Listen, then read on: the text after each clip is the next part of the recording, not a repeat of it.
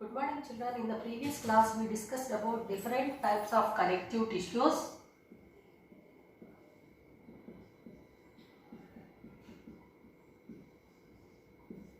In animal tissues. So what are the different types of connective tissues we learned so far? That is areolar tissue, adipose tissue, bone, tendon, ligament, cartilage. Okay. Now we are going to learn about another important type of connective tissue, that is blood. Today we are going to discuss about blood. So now blood is a type of connective tissue. So of all the other connective tissues, if we say it is different, blood is different. Why it is different? It is said to be in the liquid form. Okay, so blood is in a liquid form. So what do we call? Blood is said to be a liquid connective tissue. Blood is said to be a liquid connective tissue. Now, the blood is going to make you to understand about the wellness or illness of a person. What is that? So, if we are suffering from any kind of fever or any other diseases, if we go to doctor is going to advise us to go for blood test. So, by observing the components, by observing that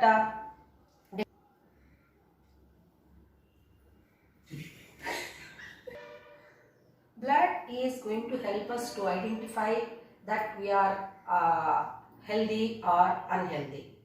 How it is making you to understand means, if we go to doctor is going to ask us to go for blood test. So in that blood test we will be knowing that so many things. So whether pathogens are there, or what kind of pathogens are there, or how much percentage of each component of blood is there, all that it will be known through blood test. So that blood is going to make you to understand about the wellness or illness of our body. Okay children. So now you know that heart is going to pump the blood. So you know that the heart is a pumping organ which helps in pumping blood to the different parts of the body, and heart is going to pump 36 liters of blood. 36 liters of blood in the distance of 20,000 kilometers.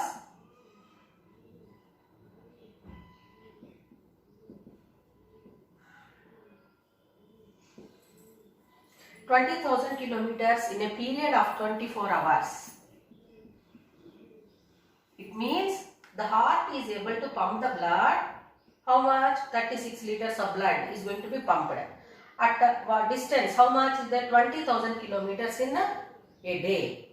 So now in detail we are going to learn about the different components of the blood. We will learn about the blood as a type of connective tissue.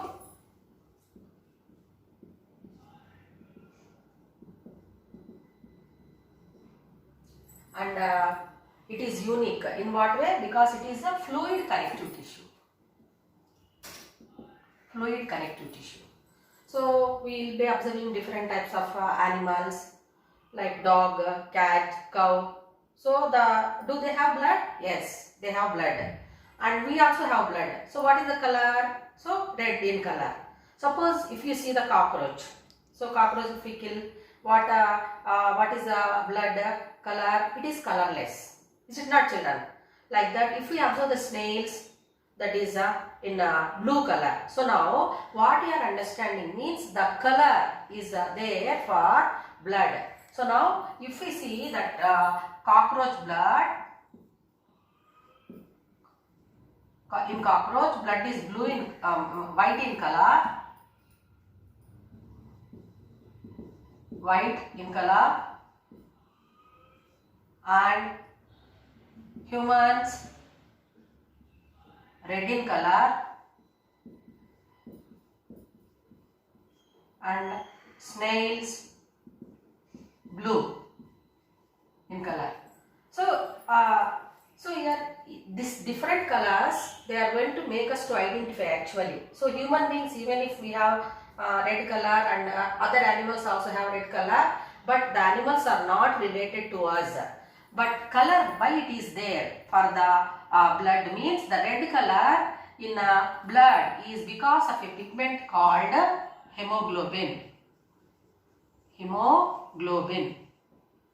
So this hemoglobin is giving red color to the blood, whereas blue color is given, that is because of a pigment called hemocyanin. Whereas here cockroach blood is white because no pigment. No pigment. No pigment. So now let us learn the different components of the blood. Now let us learn the different components of the blood. Normal adult, that is healthy person, will have 5 liters of blood. Now we will learn the components of blood. So there are 2 important components in blood. So what are those 2 important components? One is said to be plasma, and other one is said to be cells or corpuscles. Cells or corpuscles. So now plasma, that is liquid content, matrix. So plasma is said to be the matrix of the blood. Matrix of the blood. And the chief component of plasma, if we observe. So means major content whichever is present in plasma is said to be water. Apart from this water in plasma, there are so many types of substances, materials are there. What are those materials which are present? Like you can take glucose, amino acids, fatty acids, hormones, all are present. And waste materials are also there in the plasma. So what are those waste materials? Waste materials like urea, uric acid, lactic acid, sweat, all these are present in the plasma. So now chief component is water and useful materials. What are the useful materials? We know that glucose, amino acids, then fatty acids, hormones, etc. And not useful waste materials.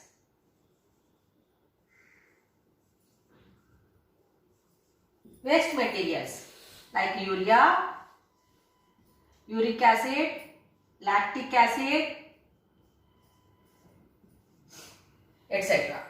Is it clear to children? So now plasma is the chief plasma is the one component of the blood which is said to be the matrix of the blood, and it contains water. Major component is water, and it contains useful materials like glucose, amino acids, fatty acids, hormones, etc. and waste materials like urea, lactic acid, then other gases are also present here. So now why we are learning plasma is said to be the matrix, that is liquid component.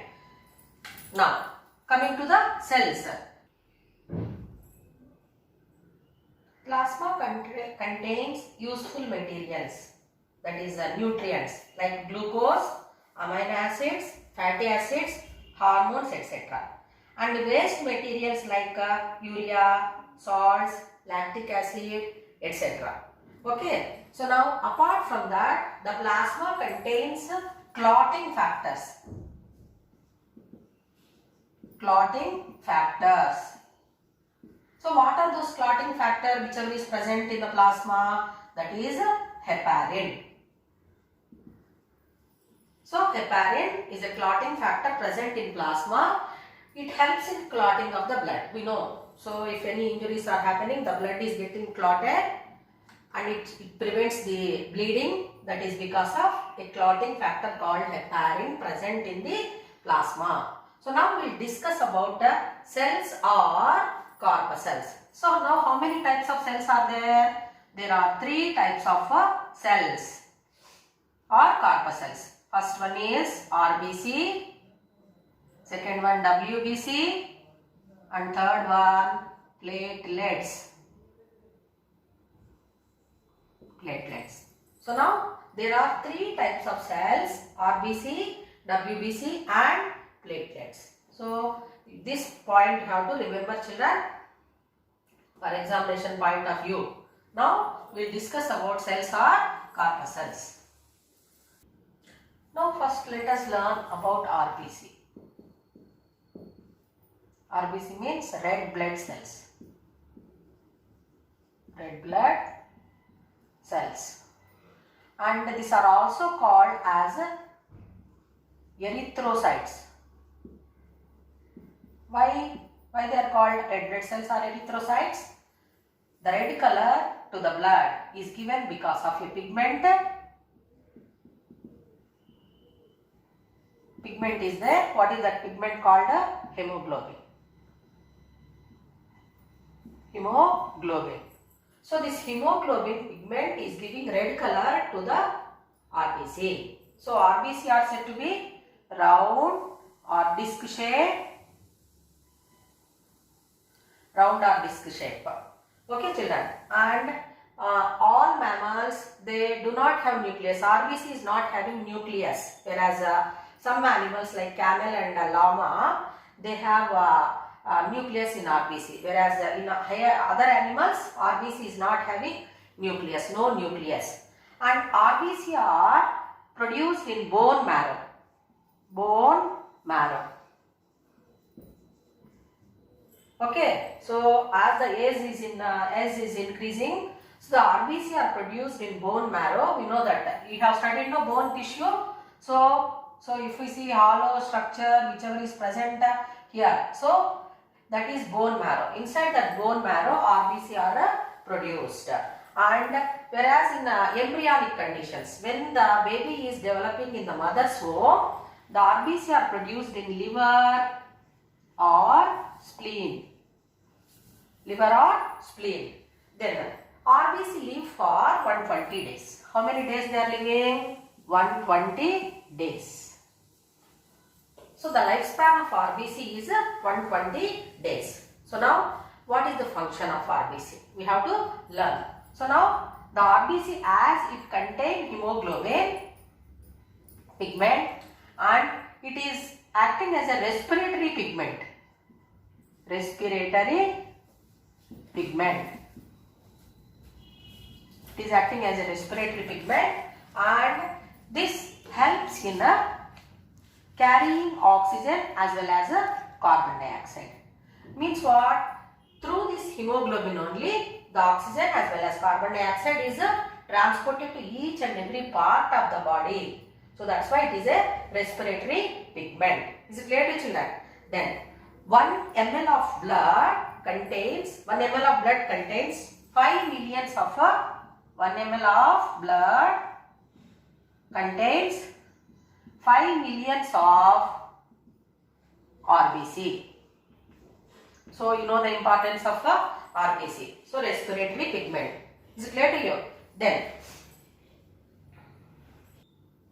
now let us learn about other type of blood cell, that is WBC, white blood corpuscles. White blood corpuscles are cells and these are white, colorless. So they are also called as leukocytes. Leukocytes. We will discuss about WBC, white blood cells, which are also called as leukocytes. Why they are called as white blood cells? Because there is no pigment. No pigment. That is the reason they are called as leukocytes. And a drop of blood contains 7,000 to 25,000 of WBC, which is equal to 1 cubic milliliter of blood contains 4,300 to 10,800 of WBC. That is for normal healthy persons. Whereas in leukemia patients, leukemia means blood cancer, the range of WBC will increase like anything up to 50,000. So now let us learn in detail about the different types of WBC and what are the functions. Basic function of WBC is said to be it helps in maintaining immunity of our body.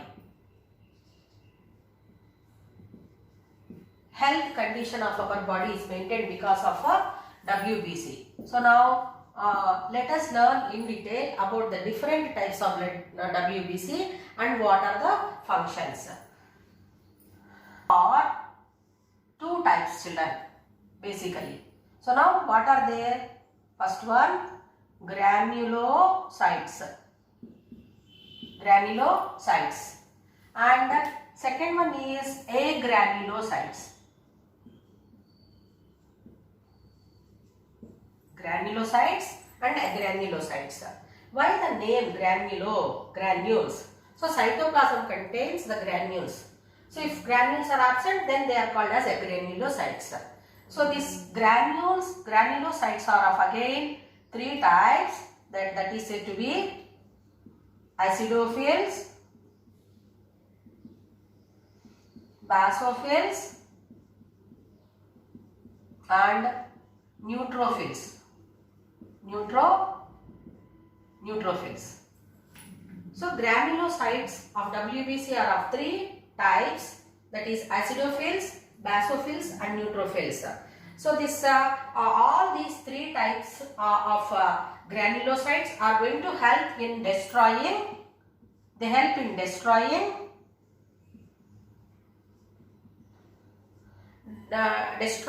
microorganisms. Means what? We are going to suffer with different kinds of pathogens like maybe virus or bacteria or any other kind of microorganisms, pathogens which are going to enter into our body are going to be controlled, that is because of destroyed, that is because of granulocytes like acidophils, basophils and neutrophils. So coming to the agranulocytes, there are two types, lymphocytes and monocytes.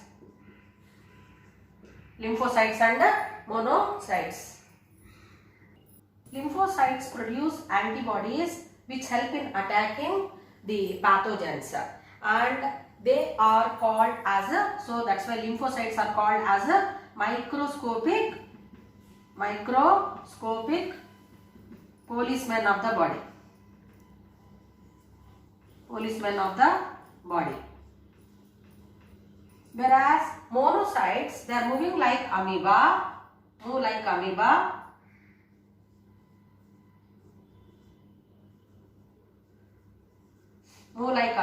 and they help in destroying and cleaning or engulfing the pathogens. So move like amoeba and destroy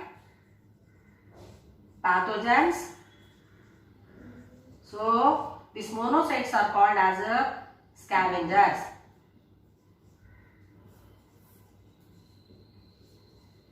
Scavengers of the body. So once again I would like to repeat.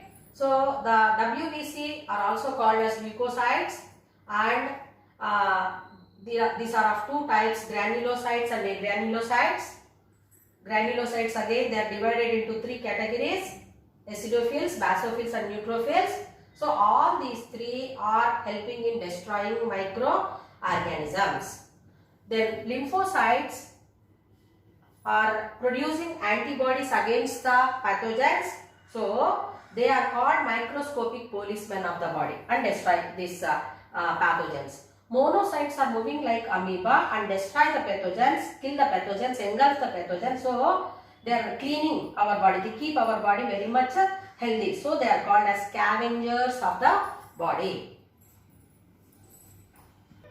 The lifespan of WBC. So we learned RBC, they live for 120 days. So WBC, how many days they are going to live? Life span of WBC is 13 days. Is it clear to children? Then, whenever the function of WBC we learn as they are going to help in maintaining immunity by controlling the pathogens which are entering in our body, and the dead organisms whichever are killed, whichever are controlled by WBC. Okay. Apart from that WBC also, dead WBC, they are going to be sent out of the body in the form of a pus. What is pus? That is a dead WBC.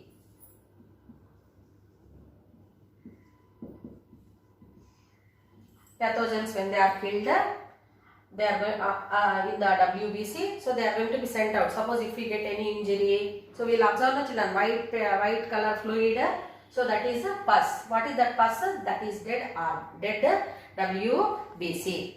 Then now we will discuss about the third type of blood vessels, that is blood platelets. Blood platelets. So blood platelets are separate blood cells, and they are going to help in the clotting of blood. Clotting of blood. The blood platelets are shapeless and no nucleus. Nucleus is not there in them. Whenever we are having any injury or cut or wound on our body, then for certain period of time the bleeding will be observed. Is it not, children? So after few minutes the bleeding will be stopped. How it is happening? That is because of blood platelets. What is the reason? Platelets contain the clotting factor, heparin, porphyrin, like chemicals they are present. Apart from that, they contain the proteins like fibrinogen, prothrombin is there, which help in clotting of blood.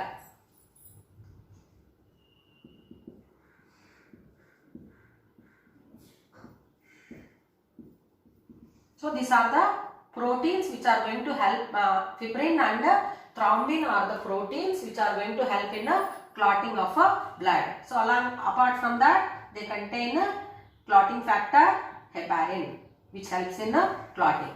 So what will happen if platelets are not there? Severe bleeding will be there, that results in death of the person. But most of the time it is not happening. What is the reason? That is because of platelets which are present in blood are going to help in clotting and preventing the loss of blood from the body. Okay children, till now we discussed about different types of blood cells.